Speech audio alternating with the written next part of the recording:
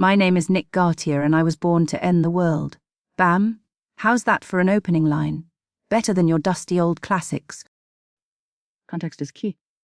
That's the blurb for the latest. It's a complicated book by Sherrilyn Kenyon, ostensibly titled Sabotage. Though, frankly, the entire publishing strategy seems like an act of sabotage against new readers. Sabotage. Sounds juicy. Is it like corporate espionage but with demons? Ooh, maybe the author is trying to tell us something, like a secret code. You know, like how I still think the whale in Moby Dick was clearly an alien probe and you refuse to see it.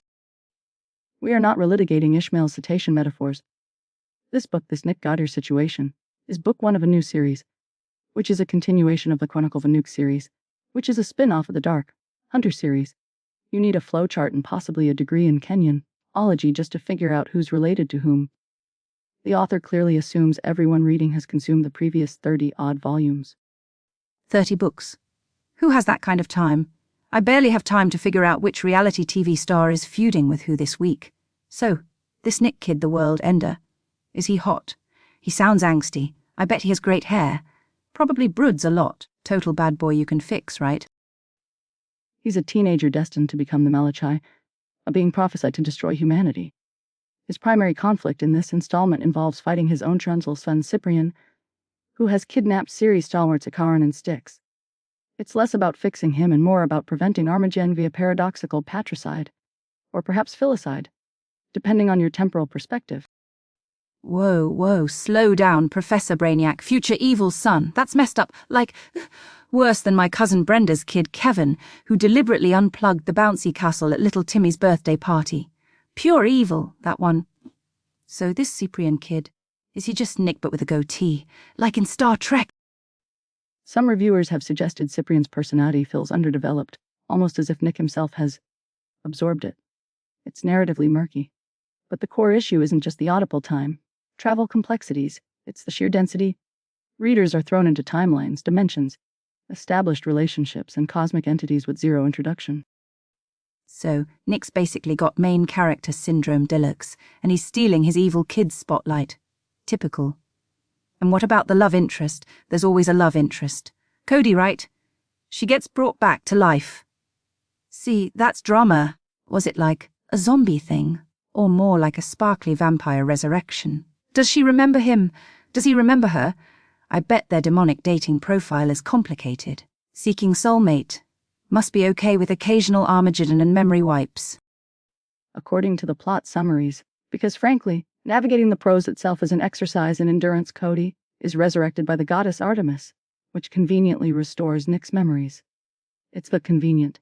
Almost too convenient, bordering on Deus Ex Machina, which seems to be a recurring motif. Deus Ex Match. What's it? Sounds like a fancy coffee order. Look, is this book actually good? Or is it just homework for people who have way too many bookshelves? Because I saw reviews online that were basically love letters like, "The goddess never disappoints," with 1,000,000 heart emojis. And for every one of those, there's another calling it, and I quote, cluster what's it information, or ridiculously repetitive, or even gave up at start, more like a report, not publishable. The dichotomy is staggering. It serves the hardcore fanbase who live in Breebus universe, but utterly alienates anyone else. A cluster, what's it? Ooh, spicy, can we say that?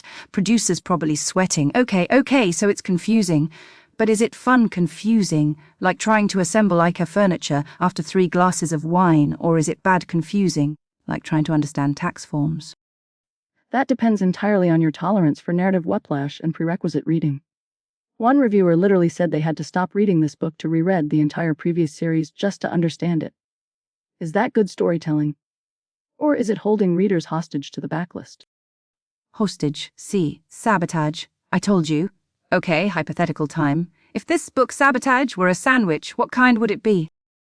If this book were a sandwich, it would be a towering, multi-layered creation with ingredients from 30 different, obscure cuisines, requiring you have eaten and memorized the recipes of all preceding sandwiches before you can even identify the bread. And halfway through eating it, the chef swaps it for a sandwich from the future that looks suspiciously similar but tastes vaguely of paradox. Okay, I kinda want that sandwich now. It sounds chaotic and messy, like my life. You know what? I was going to trash this book for being homework, but now I think I love it. It's anarchy. It's chaos. It doesn't care if you understand it. It's the punk rock of paranormal romance.